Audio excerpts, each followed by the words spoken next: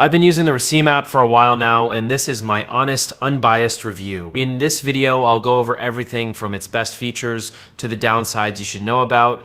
By the end, you'll have a clear idea of whether the ReciMe app is worth trying. ReciMe is a recipe manager that helps you keep all your favorite recipes in one place. Instead of switching between cookbooks, websites, and social media posts, you can save everything right inside the app. It works with Instagram, TikTok, Pinterest, Facebook, and even lets you scan recipes from physical cookbooks. It's basically a digital recipe box you can take anywhere. The app lets you import recipes directly from websites or social apps in a clean, easy to read layout. You can also type in your own recipes or import them from Notes or Google Docs. It automatically creates smart grocery lists sorted by supermarket aisle or by recipe, which helps you shop faster and cut down on food waste. You can plan your weekly meals, breakfast, lunch, or dinner, and adjust ingredients based on how many servings you need. ReciMe supports both metric and standard measurements, keeps everything synced across your devices through the cloud, and even lets you add photos, share cookbooks with friends, and search for recipes based on ingredients you already have. From my experience, it's very easy to set up and great for collecting recipes straight from social media. The grocery lists really saved me time since they grouped items in a logical way. I also like the meal planner.